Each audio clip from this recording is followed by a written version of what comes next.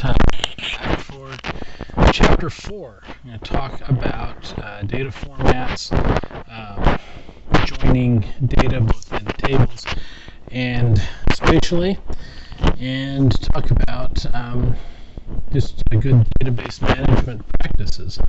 So let's get started. So, like I said, talk about tables and joining data, both in those tables and in the map world, in the spatial joins.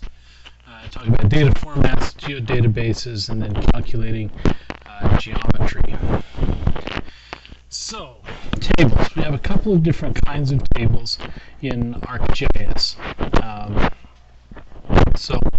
The first is feature attribute table. This is the attribute table that comes with the spatial data. If you look at a shapefile in the Windows Explorer, you'll see that it's made up of multiple parts. One of those is a .dbf or dbase table.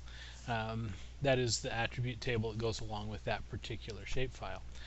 The second is a data table that has a unique identifier, or a geocode, that will allow you to join that table to the spatial data, to the attribute table of the spatial data.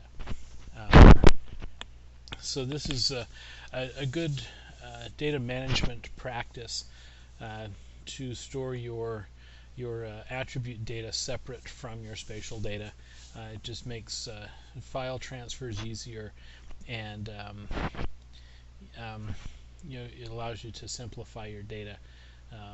That last bullet point there, if you're working with census data, you'll see that you can run into hundreds of attribute fields that just become really cumbersome if you're trying to store that with your spatial data. So store it in a separate table with that unique identifier so that it can be joined back.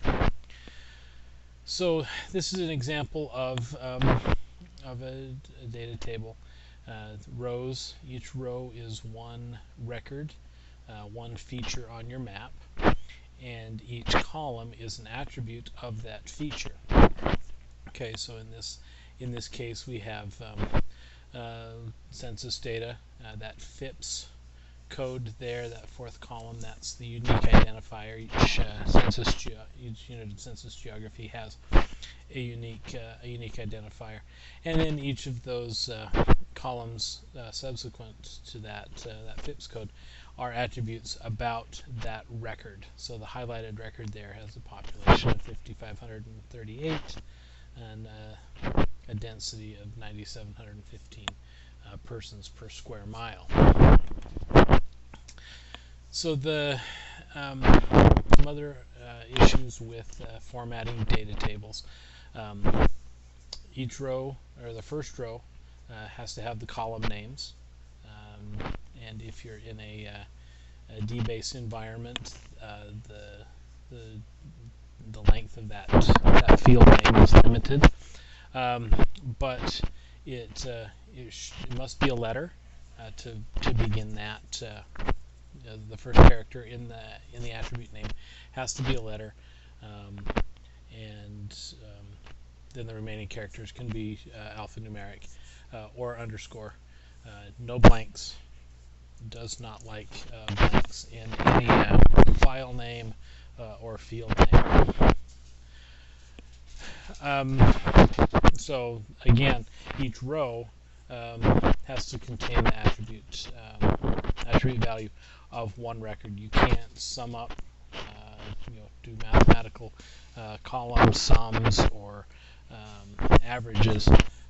You can do statistics on the fields, but you can't actually calculate a row with those values in it. So, primary keys. This is a standalone field in the table that is unique for each record. In ArcMap, it's typically calculated as part of the file creation process, to assure that at least one of the fields is a unique identifier for each one.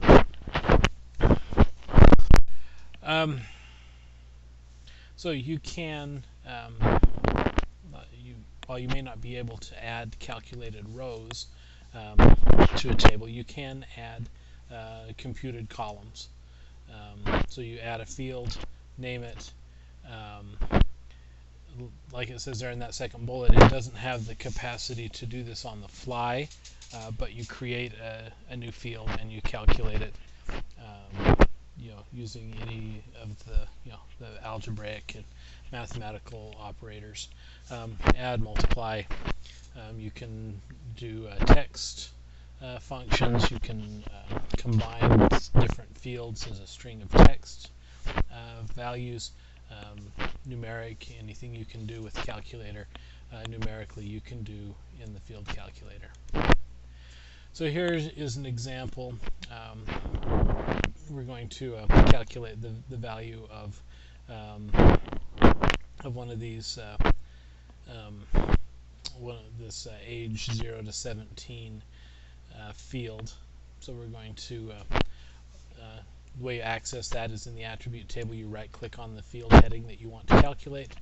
One of the items in that context-sensitive menu is Field Calculator. We'll open up this dialog box where you have the field names there in the upper left. Double-click on those to add them to the map, to the window. There at the bottom, your operators are there on the right. So in this case, we're going to take age under 5 plus age 5 to 17 and calculate that value for the field age 0 to 17. To do a text field is similar. You take the value in each of these fields. So we have our street number, our street name, and we're going to, the term in the text world is concatenate these values together. So you build an expression where you take the street number and add that to the street name. It calculates that text string there of the full address. So you can bring in external files, external table files. Comma separated values are really good if your table is large. So again, it's the first row has to be your field names, and then each value is one record separated by commas for each of the attribute fields. It's very good for, it's a generic file format, so you don't have to worry about any of the formatting issues that you might say with an Excel file. That being said, you can bring in Excel files directly into ArcMap. They're limited by the version of Excel that you have. Excel file, well, the file format, the Excel version file format that you have. So Excel up to version 2003 can have up to 65,000 rows and 256 columns. Beyond that, Excel 2007 and beyond, million rows and 16,000 columns. The problem with Excel files is they're very quirky. They have some formatting issues that sometimes cause problems for ArcMap. So if you can open it in Excel and save it as a .csv file, that's probably a better way to bring your table in. You can also bring in DBase tables. Not too many software packages out there can deal with DBase anymore. The default for shape files in ArcMap is a DBase table. but it's getting harder and harder to work with those. You can also bring in Microsoft Access databases, database files. They have a size limit of 2 gigabytes, and it's not used much anymore either. And we'll get into how to deal with those file formats here in a little bit. But to join data in a table, you have 2 tables, and so you want to make one table. Once you do this join, it's as if the table is a seamless file. So there's 2 types of joins that you can put together. One-to-one join, where each table has the same number of records. So that each row is matched with one other row in the joining table. The other type is a one-to-many join, where you have an attribute, say a code description of land use. So you have 1,000,000 parcels, but 20 different land use categories. You can make that join with another table that has that land use category in it. So you'd have again, each attribute would have a value, but there would be repeats of the values in that joined table. The key to the most important thing to remember is that each table has to have that unique identifier that is the same. Okay, otherwise that join won't work. Or if it does work, you might end up with screwy results, depending on the geographic extent of your data.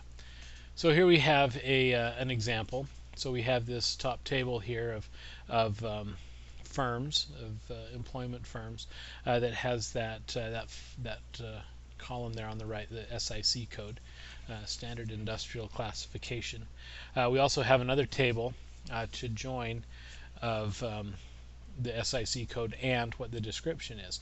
So you can see up there in that top table we have three instances of 871.111. So in the join, we'd end up with those 3 still having that 871.111, and the same attribute in the description. Okay, so that's an example of a one-to-many join. So what happens if you have problems? Sometimes you'll go to join and your field won't show up in the field list because it's not of the correct type. The first thing to check if you're having problems with your joins is make sure that you have that your unique fields have the same field type. Now, once you've added a field to a table in ArcMap, you cannot edit that field type. You'd have to create a new field. But here in these 2 tables, we see a very common issue that comes up, especially when you're working with census data, which you will be working with. One side of the census the shop, if you will, is their geography side. Okay, they maintain the boundaries and the identifiers. The other side of the shop is the data side. Okay, those 2 groups need to get together a little more often, because one side of the shop stores their ID numbers as numeric. The other side stores that value as a text field. Okay, they look the same. Okay, to our eye, they would look the same, but to the computer, those are 2 very different values, and they're not gonna match up.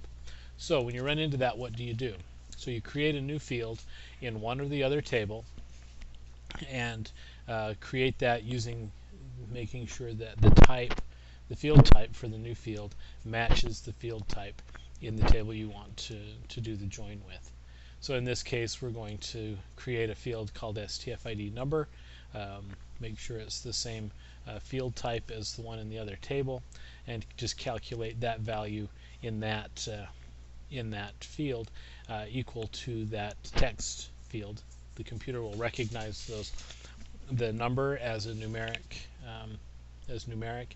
and it will just it'll convert that text file or text field to a numeric field. Okay, so now we have our STFID number in both of those fields, or both of those tables, and so now we can use that field to join them together. Okay. Another issue that we have sometimes is syntax in the table. So here we have an Excel file there on the top with dashes in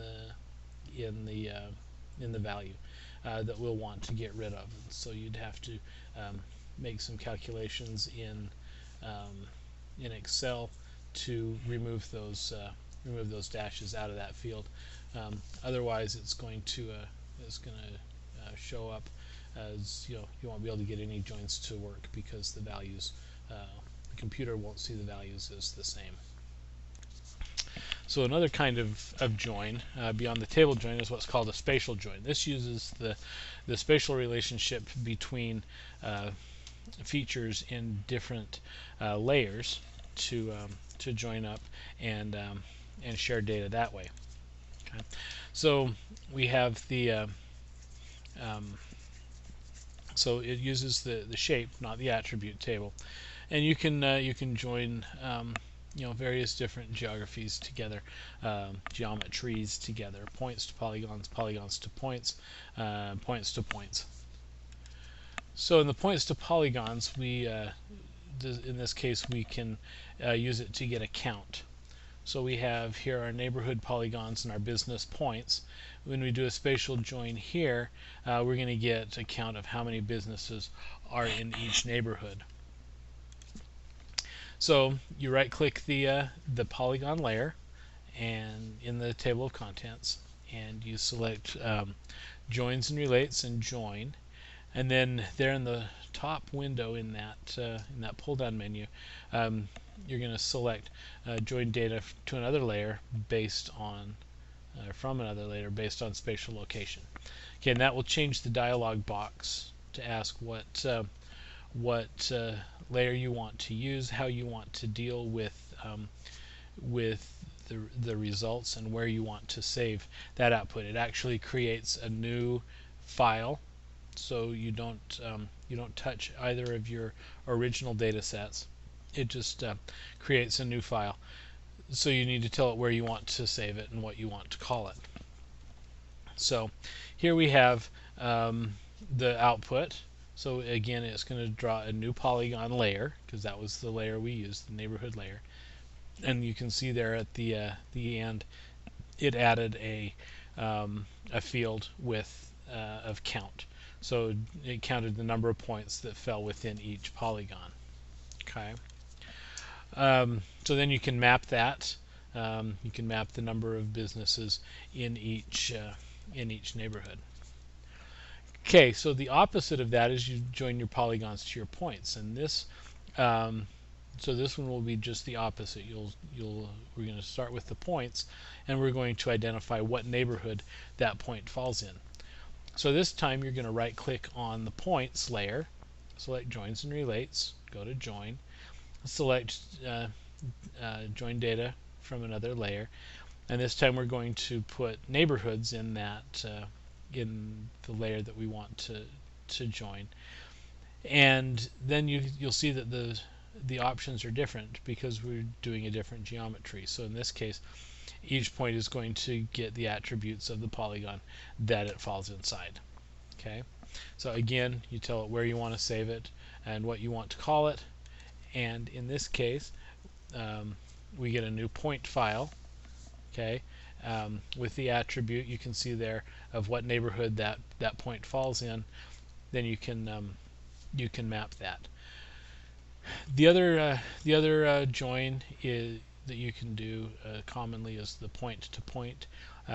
This calculates the distance between points. So here the question is, how close is the nearest bus stop to a business?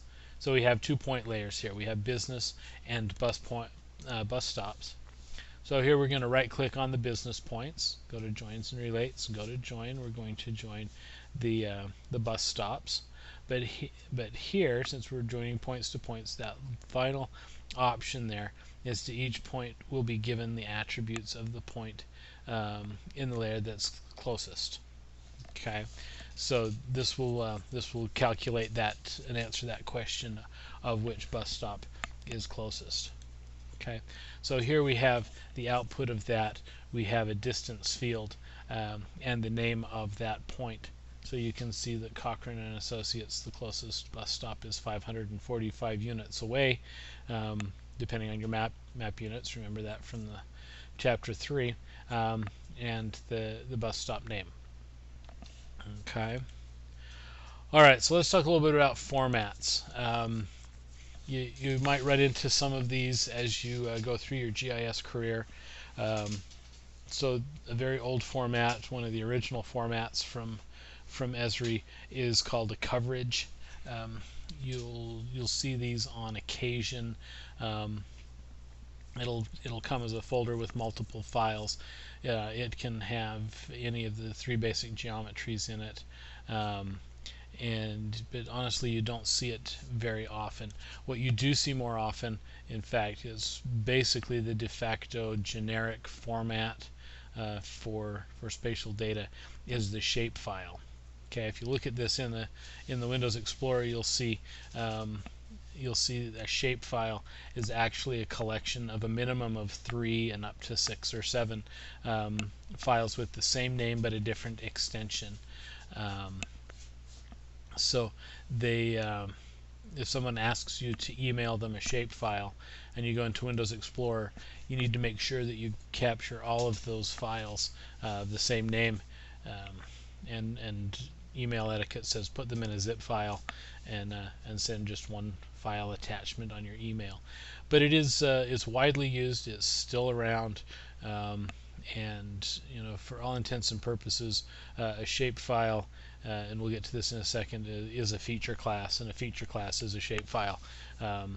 They both refer to the same type of data. So the newer formats that Esri is working with are called geodatabases. Okay, and it's a big container to hold your collection of data sets. Okay, you can have geographic data, you can have tables, you can have raster images, all stored in there. If you look at those, if you look at a geodatabase in Windows Explorer, it's a folder with a bunch of files in it that really don't mean much when you look at the file names.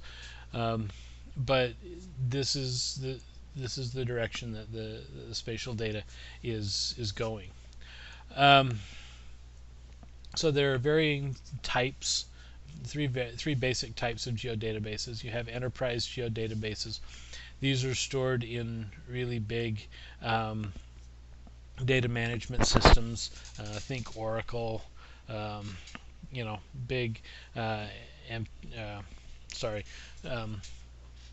enterprise size, big company database management systems. You will run into these, especially in a server environment. The original file or geodatabase format was called a personal geodatabase. It was a Microsoft Access formatted data set. It had a space limitation of 2 gigabytes, which sounds like a lot, but once you add a couple of images and a few data files, it was full.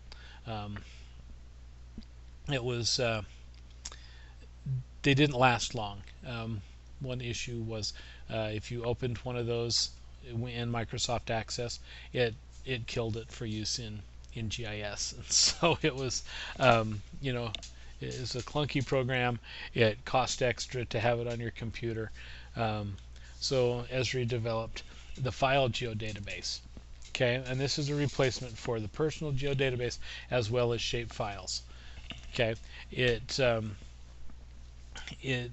is like I said, it's a container for your data. You can have vector, raster data. You can have tables, images.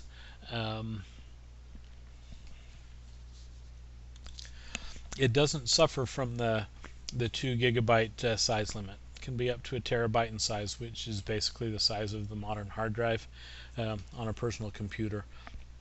And it's also platform independent. So a geodatabase can be used in ArcGIS on a Unix system, on Windows, so it isn't beholden to one format.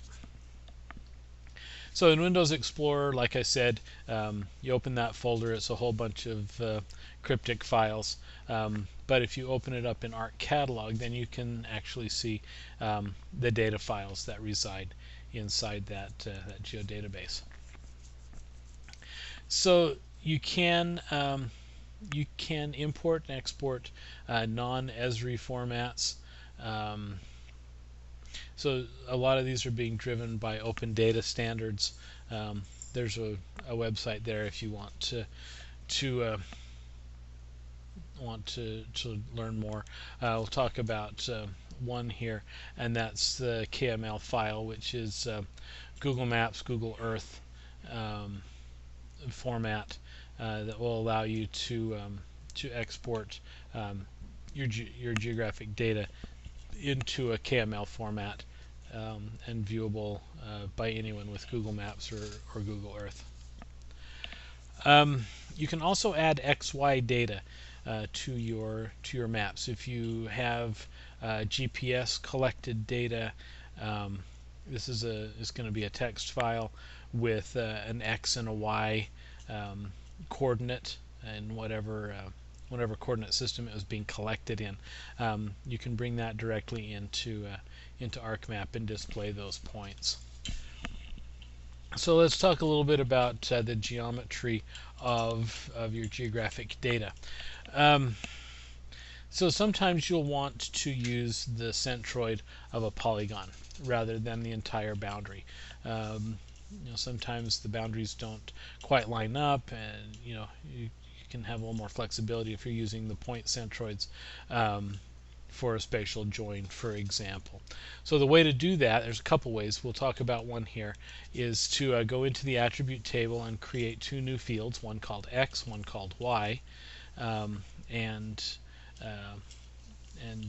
create those in the table, and then calculate those using the Calculate Geometry tool. So if you right-click on the X field heading, right under the field calculator is Calculate Geometry. You'll get a dialog box there that asks, what do you want to calculate, what coordinate system do you want to calculate it in, and what units are you going to use. That's pretty much standard, regardless of what geometry you're calculating. You can use it to calculate length, you can use it to calculate area of a polygon. So you'd calculate that for X and for Y. So this is what you would end up with at the end. So you can see that those values got put into the X and the Y fields. So then you can export that data as a standalone table. So in the table view, you'd click on the menu button there on the top left and select Export at the bottom, and what you want to export and where you want to export it to. Then you would bring that table into ArcMap as a table. Then you would right-click on it in the table of contents there, and one of the options would be to display XY data. So there in that map you see the results. So each of those dots is the centroid of a census block that we just calculated. Okay. Once you've created that, you can export it as a standalone shapefile or feature class by right-clicking on it in the table of contents. Select Data and Export Data. That will make a permanent copy of that point layer. So like I said, there are other geometry calculations you can do: area, perimeter, length of polygons and lines. It's quite a handy tool, and you don't have to know any coding, any VB to write your own scripts to calculate that like you used to have to. All right, so enough of that. We've talked about tables and attribute data, how to do joins, some data formats, and how to calculate geometry. So now work through the tutorials in Chapter 4 until you're comfortable with these concepts. And the assignment is 4-1. This is going to be investigating educational attainment. By county, it's using actually it's not by county, it's by census tract. This is a Pittsburgh one, but using the skills you just learned for creating and joining tables and working with those attributes. So again, if you have any questions or concerns, contact me via Canvas, and I will address them as quickly as I can.